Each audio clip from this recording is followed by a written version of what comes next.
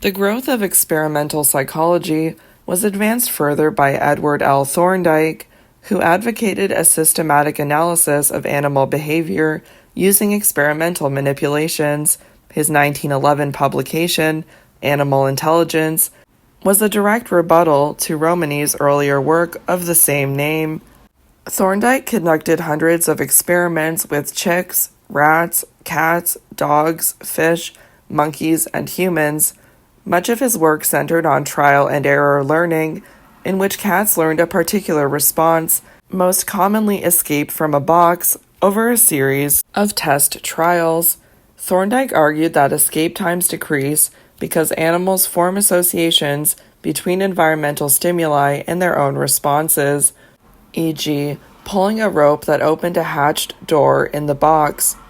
Another way to state this is to say that behavior is shaped by an animal's reinforcement history, specifically how frequently it is rewarded or punished for its actions. An important premise of Thorndike's work was that behavioral tests must provide objective, quantifiable, and replicable measures of learning. Although Thorndike's theoretical positions on learning were later challenged, this tightly controlled methodology helped to establish comparative psychology as an experimental science. The rise of behaviorism. John B. Watson championed Thorndike's approach in the early 20th century, the early 1900s, arguing that psychologists must focus on observable events, both stimuli and responses, without speculating on the inner processes that may control behavior. Many of Watson's ideas were a reaction to 19th century, 1800s, mentalistic psychology, which proposed theories of thought processes that could not be tested scientifically. Watson's influential paper, Psychology as a Behaviorist Views It, 1913, expounded the following principles, which guided the field for almost 50 years. Behavior, and only behavior, should be the subject matter of psychology. Mentalistic concepts, such as consciousness and imagery, should not be the topics of an objective science of psychology. Both human and animal behavior is modified by experience, specifically the learning of stimulus-response associations. Watson pointed out that the contents of the mind could not be observed directly, so if psychology was to gain respect as a science, it must focus on objective and quantifiable measures of behavior. The idea that behavior, not thoughts or ideas or any other cognitive process, is the only justifiable object of study in psychology is associated with a subdiscipline of the field known as behaviorism. The extreme position that mentalistic states have no role in behavioral change is now referred to as radical behaviorism. In truth, many psychologists at the time, even those who aligned themselves with behaviorism, recognize that mental processes exist and no doubt contribute to behavioral change. The problem is that these internal processes are difficult, if not impossible, to measure. Thus, many researchers practiced methodological behaviorism, in that their research involved quantifiable measures of behavioral output and tight control of extraneous variables. Many described their findings in terms of reinforcement history, i.e., stimulus-response associations, even if they accepted that internal, unobservable states could influence behavior. Today, researchers who are guided by the premise that behavior should be described in terms of observable stimuli and responses, i.e., methodological behaviorism, are simply called behaviorists. Animal thought. Although Watson's ideas had a huge impact on the field, many researchers continued to study thought processes in animals and to interpret the animal's behavior as the output of complex cognitive functions. The most prominent of these, Edward Tolman, agreed that stimuli should be controlled in each experiment and that the unit of analysis should be behavior. Nonetheless, he hypothesized that animals formed mental representations of their environment that were more complex than simple stimulus-response associations. Although Tolman did not use the term cognition, the ideas put forward in his 1932 publication, Purposive Behavior in Animals and Men, fit clearly with the idea that behavior is controlled by information processing that occurred inside the animal's head. Tolman is just one example of many researchers who were studying higher processes during a period in which behaviorism dominated psychology. See Box 1.2 for another prominent example. Box 1.2, Wolfgang Kohler, Insight Learning. In 1913, German psychologist Wolfgang Kohler was invited to direct a primate research station on Tenerife in the Canary Islands. The facility held a colony of captive chimpanzees, pan troglodytes, that had access to an outdoor pen, and Kohler set out to test the intelligence of higher apes. The Mentality of Apes, 1927. The research aims were largely based on the theory of continuity of psychological processes, with Kohler noting that the chemistry of their bodies and the structure of their most highly developed organ, the brain, are similar to our own. Thus, he wondered whether they do not behave with intelligence and insight under conditions which require such behavior. The chimpanzees were provided with a variety of objects, such as sticks, poles, boxes, and other objects. Kohler developed problems for the chimps to solve, typically involving obtaining food that was out of reach, figure 1.5. In what is likely the most popular situation, a chimpanzee jumps and reaches unsuccessfully at bananas that have been hung out of reach. Usually, after a time, the chimpanzee attends to the objects in the pen, then back at the food, and then at the objects again. Ultimately, the chimpanzee utilizes an object, e.g. a long pole or stacked boxes, to enable the retrieval of the food. Figure 1.5, Kohler's chimps. So you can see a chimp has stood on two boxes and then also is using a stick to pull down bananas. Across many of these situations, the behaviors Kohler observed appeared to involve insight and planning.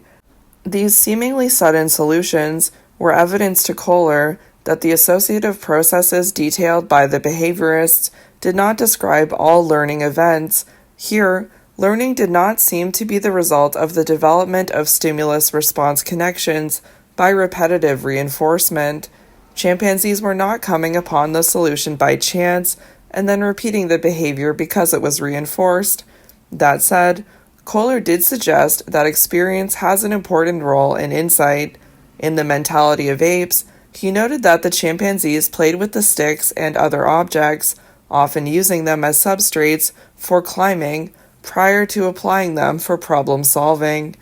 He proposed that this experience set the groundwork for success in the insight tasks, perhaps by creating the opportunity to learn about relationships between placement of the objects and certain motoric actions. However, not everyone agreed with Kohler's interpretation that the solutions reflected insight. For example, Schiller, 1952, suggested that problem solving by the chimpanzees was based on innate patterns of motion that were used during the tasks and thus reinforced.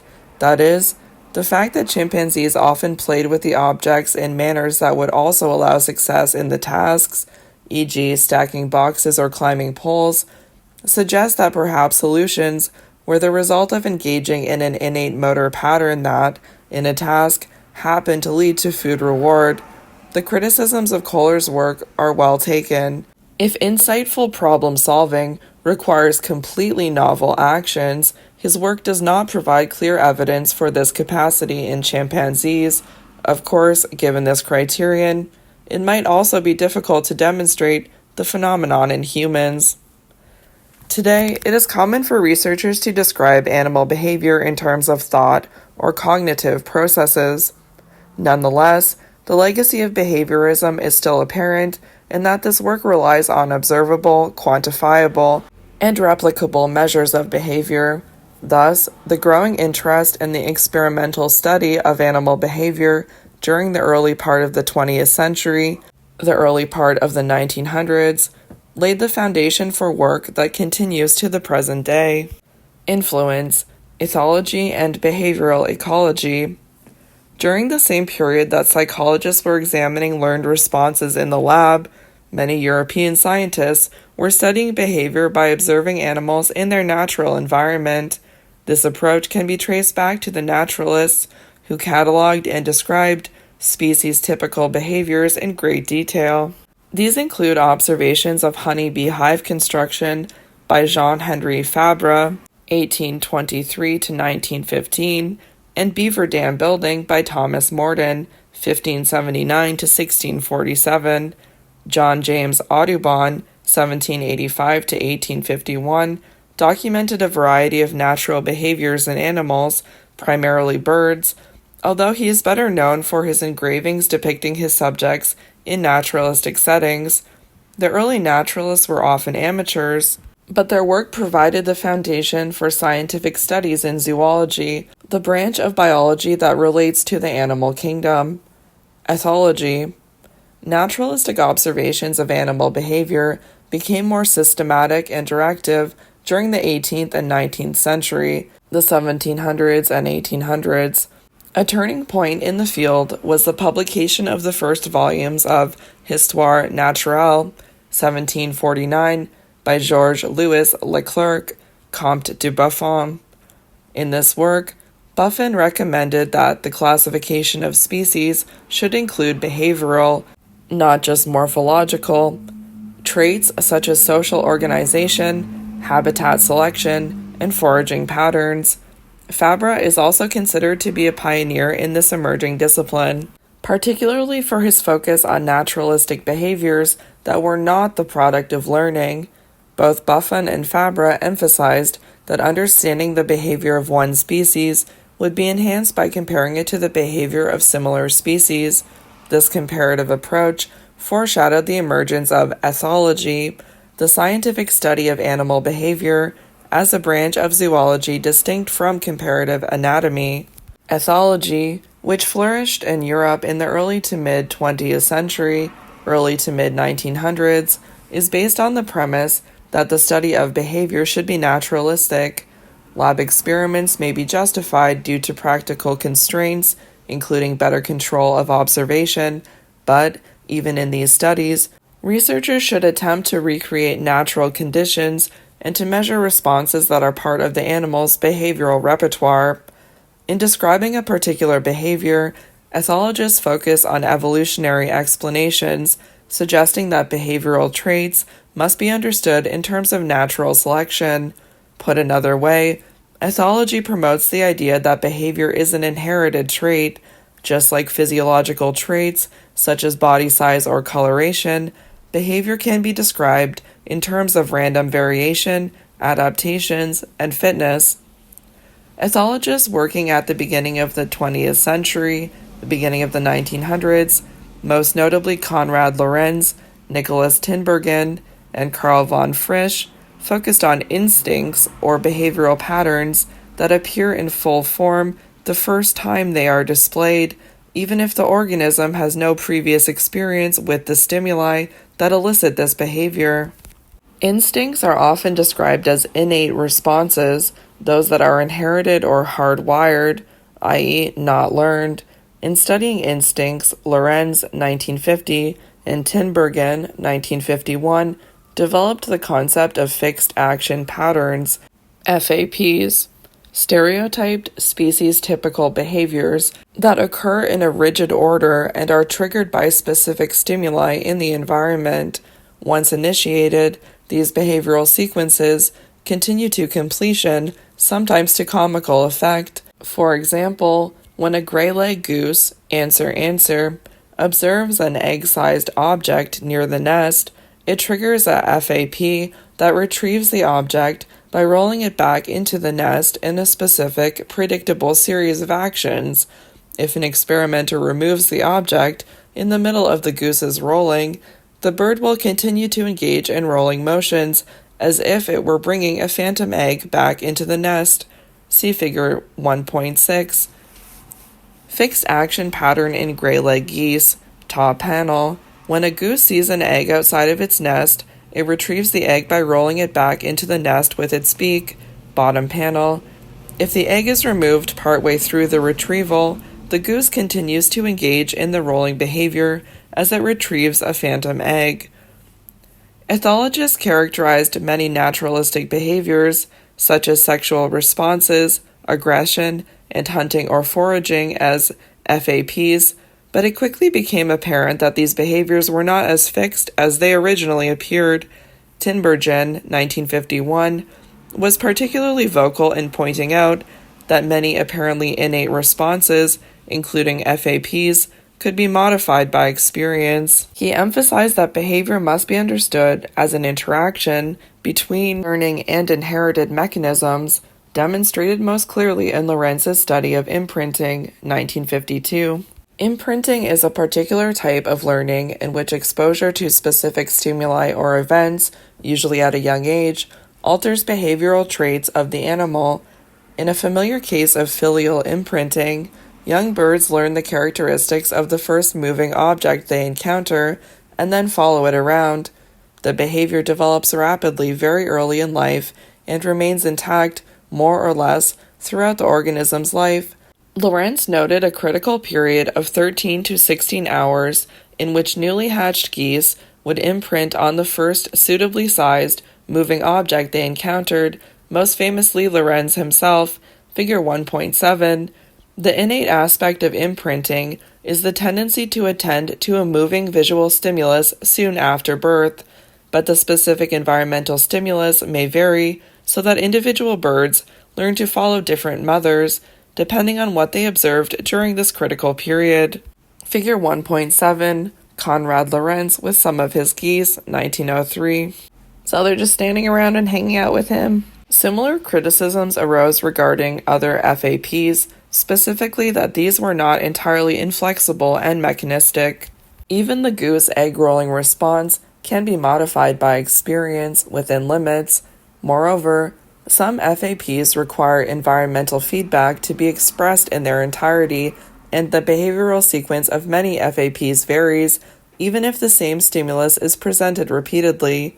Because of these problems, some authors suggest that modal action pattern is a more appropriate description of the phenomenon, although it is still used less commonly than FAP.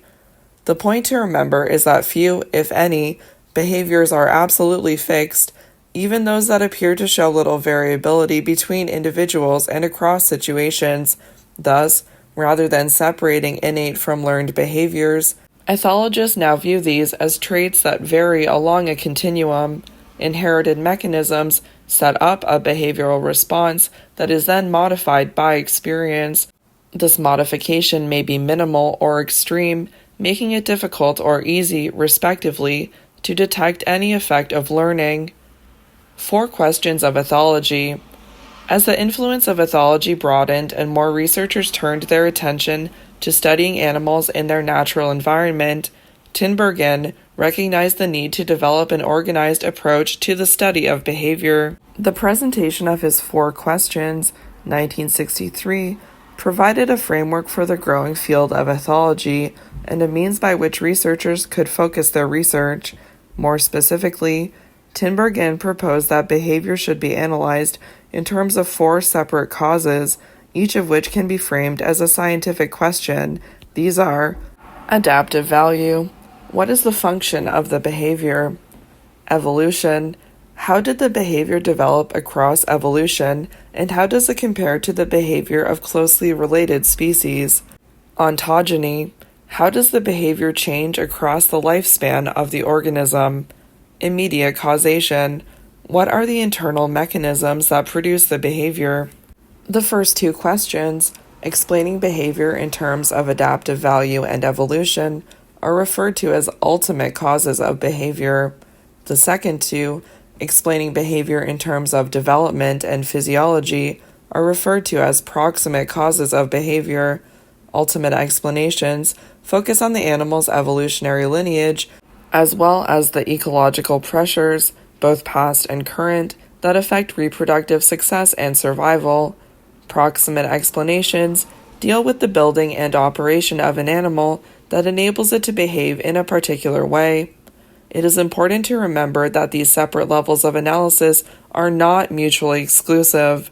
One explanation does not preclude another. Rather, the 4 causes or questions are complementary in that they attempt to explain the same behavior from different perspectives. The application of Tinbergen's 4 questions to a specific behavior is often illustrated by the simple observation that a male American robin, Turdus migratorius, will start to sing in the spring. The function of the behavior is mate attraction or territorial defense. Question 1. Singing evolved in some, but not all, birds because it provided a fitness advantage in certain environments. One possibility is that bigger and stronger birds were capable of emitting more complex vocalization, so male birds displaying this trait were more attractive to females. Question 2. The characteristic of a male song depends on exposure to other male songs during development, particularly its own father. Question 3. Finally, male birds begin to sing in the spring when longer periods of daylight stimulate hormone production that acts on specific brain areas responsible for vocalization. Question 4.